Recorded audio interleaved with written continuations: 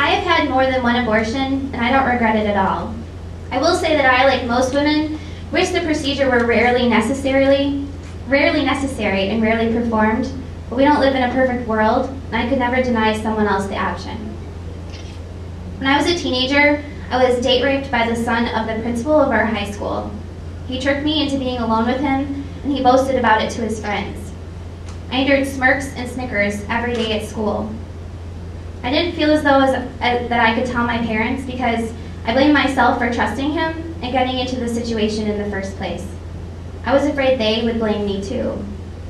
A few weeks later, when I started throwing up in the mornings and felt my breast swelling, I thought I wanted to die. I knew. I had a friend whose mother was young, kind of a hippie, and I finally told her what had happened. She doubted my story too, telling me that usually one only got pregnant from doing it every night. I wasn't a virgin when the rape happened, but I was pretty inexperienced and certainly not promiscuous. When my friend's mother reacted that way, it just reaffirmed my feeling that nobody would understand or believe me, and I came pretty close to committing suicide. I went as far as sneaking into my parents' medicine chest and making away with a bottle of sleeping pills I hoped might do the job. I would take the bottle of pills out and talk to them when I couldn't sleep, wondering what death would be like. My parents were going through some issues of their own and were completely oblivious to what was going on with me. I cried constantly, lost weight, I couldn't keep down anything but Coke and instant soup.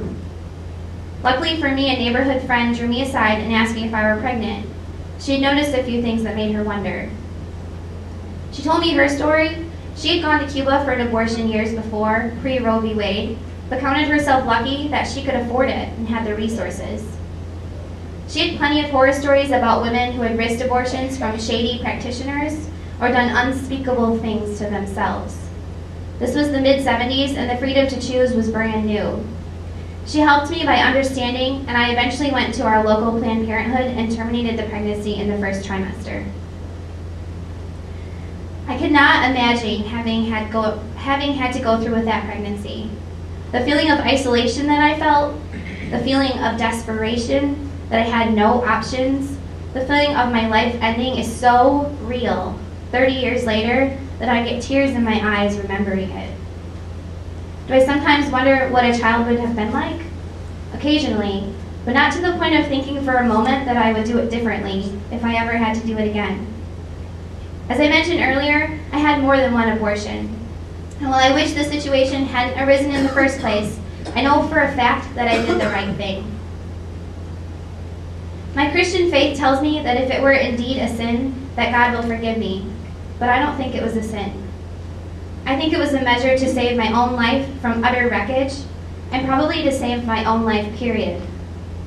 As far as the children are concerned, I cannot imagine bringing them into the world in the situations I found myself in. Years later, with a controlling, abusive man who would have used that pregnancy to enslave me to him and his sick desires. A child of that union would have led a life of misery with that damaged and abusive father.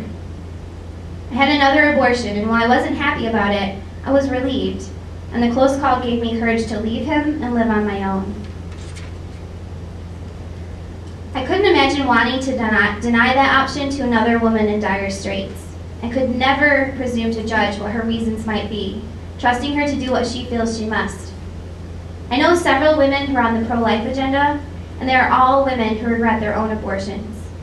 When I ask them about those feelings of desperation, they don't deny them, but somehow they would not accord other women the same options they had. I know they mean well, but it's hard for me to understand. Abortions will never go away. The pro-lifers, if they succeed, will only drive them underground again. It's impossible to know how many were performed in the years before Roe v. Wade, but I know many women who had them in those dark days. I thank God for giving me a choice. I know He saw into my heart and He understands.